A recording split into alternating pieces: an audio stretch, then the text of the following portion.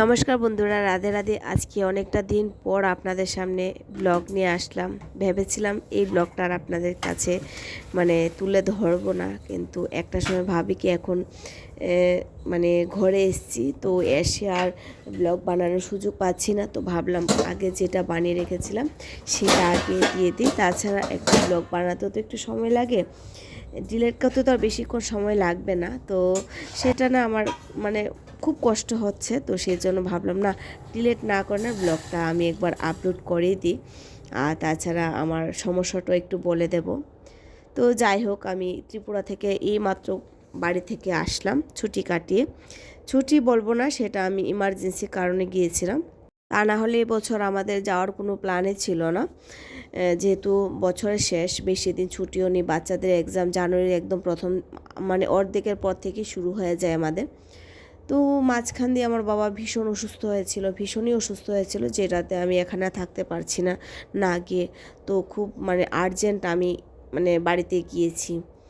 তো লাগেজগুলো আমি লাস্টে দেখাচ্ছি, মাত্র আমি গুছিয়ে টুছিয়ে রাখলাম, তারপর একটা সপ্তাহ যায়নি আমার ঘরে যেতে হলো। তো যাই হোক, এটা আমার একাদশী দিন ছিল। তারপরে আমি প্রায় 2-3টে একাদশী করেও নিচ্ছি, প্রায় ব্লগটা অনেকটা দিন হবে আমি বানিয়ে রেখেছি। ধরুন হ্যাঁ, 25 দিনের মতো, 1 মাসের মতো হবে এই ব্লগটা আমার বানানো। গিয়ে আমার আর যেই পরিস্থিতির মধ্যে আমি পড়েছিলাম, তো সেখানে আমার কোনো কিছু হয়ে ওঠেনি।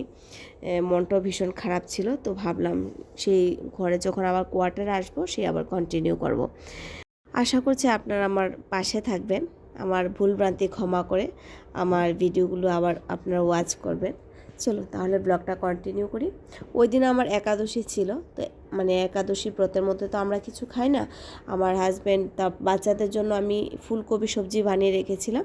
মোটামুটি ঘরে কাজকর্ম করে নিয়েছিলাম। হ্যাঁ, পুজো করতে পারিনি, কিন্তু আমি গায়ে উপোস ছিলাম। আমার মেয়ে পুজো করেছিল।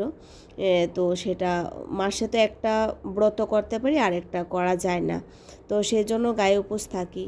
আর এদিকে প্রায় বিকাল হয়ে গেছিলো ঘরে কাজকর্ম কমপ্লিট করতে করতে। তো আমি আমার জন্য একটু সাবুদানা পায়েস করব।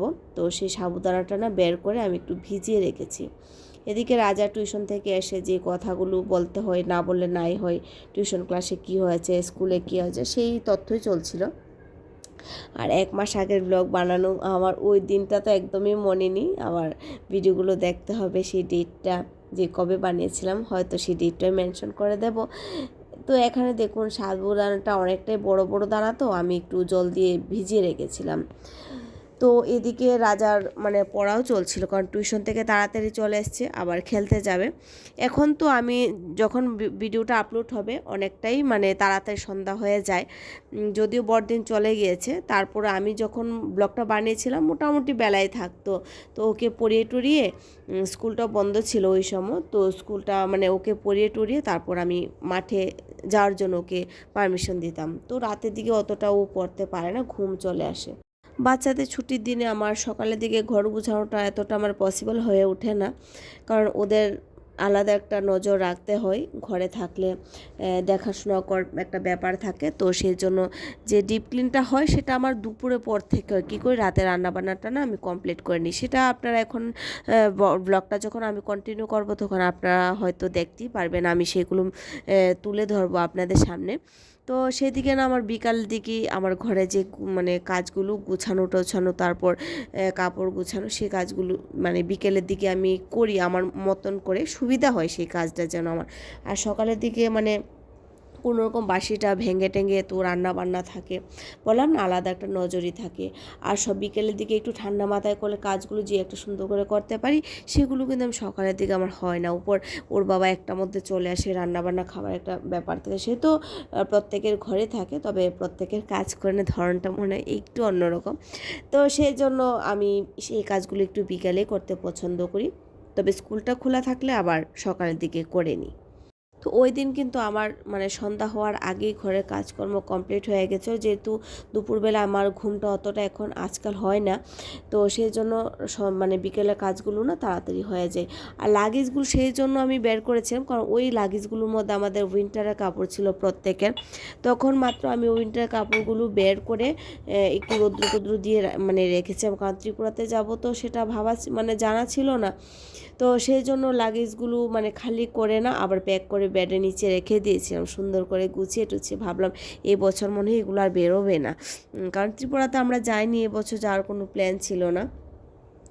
তো যাই হোক, মানে ভীষণ আচানক আমি ঘরে গিয়েছিলাম, সেটা শায়দ আমি গত মাসের 3 তারিখ গিয়েছিলাম। রাতের ট্রেন ধরেছিলাম, দুপুরবেলা খবর আসছে ওই দিন রাতে আমার ট্রেন ছিল, আমরা গিয়েছি। আমার হাজব্যান্ড যায়নি, আমি একাই গিয়েছিলাম, তারপর আমার হাজব্যান্ড গিয়েছিল।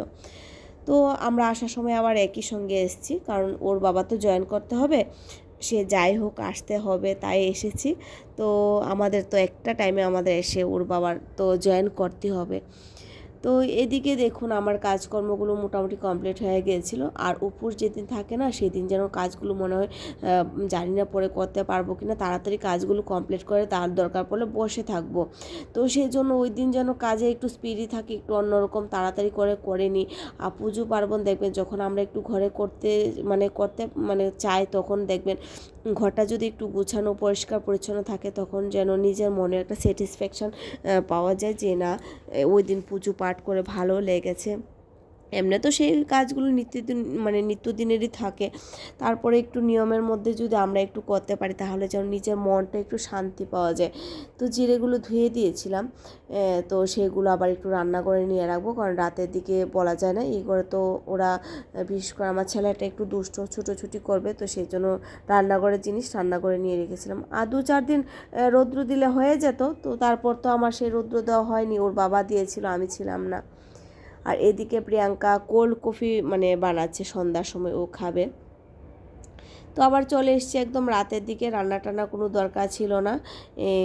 ভেবেছিলাম যেহেতু আজকে রান্না বান্নার ওই দিন আমার এত তোড়জোড় ছিল না, আমলার আচার বানাবো। সেই কে আর কার আমলার আচার বানায়, সে আমলাগুলো জানেন তো আমার একদম খারাপ হয়ে গিয়েছিল। তো তারপর ভেবেছিলাম পরের দিন বা 2 দিন পরে বানাবো, ওই দিন আর বানাইনি। কারণ ওর বাবা বলছে আজকে আর এত কিছু করতে হবে না, আজকে ছাড়ো। তো আমার শরীরে একটা অলসতা চলে আসলো, ভেবেছিলাম থাক 2-4 দিন পরে করে নেব। জল থেকে ওই দিন রাতেই আমি উঠিয়ে টুঠিয়ে রেখেছি, কিন্তু তারপর জানেন তো আমার আমলার আচারগুলো না আর বানানো হলো না। আর এদিকে যে ছোট ছোট কাজগুলি, রান্না তো ছিল না, তো একটু রান্নাঘরটা একটু ক্লিন করেছিলাম, কারণ রান্নাঘরে দেখবেন জিনিসগুলো একটু চিটচিটে খুব তাড়াতাড়ি হয়ে যায়, যেহেতু আমাদের ছোট রান্নাঘর এরিয়াটা একদমই ছোট। তো রাতের খাবার দাবার ওরা খেয়েছে, আমি তো সাবুদানার খিচুড়ি বানিয়েছিলাম, তো সেটা আমি বিকেলে খেয়ে সন্ধ্যার আগে আমি খেয়ে নিয়েছিলাম। বাকি চা দুধ টুধ তো খাই, তো সেই জন্য আমার রাতের দিকে অতটা ছিল না। তো রাতে আবার দুধ নেব, সেটা আমি শেষের দিকে নেব, তবে তার আগে কিচেনটা একদম পরিষ্কার পরিচ্ছন্ন করে নিয়েছিলাম। তো এসে আমার প্রতিদিনের কাজে কীরকম থাকে, রাতের দিকে রান্নাঘরটা গুছিয়ে রাখি, সে কাবি কাবার যদি একটু এলোমেলো থাকে। তো গুড়গুলো আমি শীতের জন্য না কাজগুলো মাত্র খুব তাড়াতাড়ি কমপ্লিট করেছিলাম, কারণ এখানে প্রচণ্ড ঠান্ডা থাকে। তো সেই জন্য ভাবলাম এবার, কারণ এখানে ওয়েদার তো আমাদের জানা নেই, আমরা এখানে নতুন এসেছি, মার্চে এসেছিলাম, তো শীতটা কীরকম থাকবে কিছুই জানা ছিল না। তো সেই জন্য না সে শীতের কাজগুলো আমি তাড়াতাড়ি করে কমপ্লিট করে নিয়েছিলাম, ভাবলাম এই শীতে করতে পারবো না, সে যা ঘরের কাজ আবার এক খাট্টা হয়ে গেল, কারণ ছুটি কাটিয়ে আসলাম, ঘরে প্রচুর ধুলমিট্টি হয়েছে, সে আবার শুরু করছি প্রথম থেকে। তো এদিকে ওদেরকে খাইয়ে দিয়ে কিচেন টিচেন পরিষ্কার করে সুন্দর করে গুছিয়ে পরের দিনের জন্য রেখেছি। আর রাতে আমার জন্য একটু নিচ্ছি গুড়, দুধের সঙ্গে একটু গুড় নেব, সেটাই আমি রাতে বসে বসে খাবো। তো রাজাও এসছে, এসে বলছে তুমি ভাত খাবে না, আমরা সবাই খেয়েছি। ওর কষ্ট হচ্ছে যে আমি একটু গুড় আর দুধ খেয়ে ঘুমাবো। তো ওকে বুঝিয়ে বললাম যে তোমাদেরও করতে হবে, একটা সময় আসুক, তোমাদের নিয়ে আমি আবার একাদশী করব, সেটা আমার খুব ইচ্ছে। গোটা পরিবার আমরা সবাই মিলে একাদশী করব। উপর ভগবান যদি একটু কৃপা করেন তাহলে, তো সব কিছু তো আমার কথা হবে না, সবারই তো মন হতে হবে, তাই না? রাধে রাধে।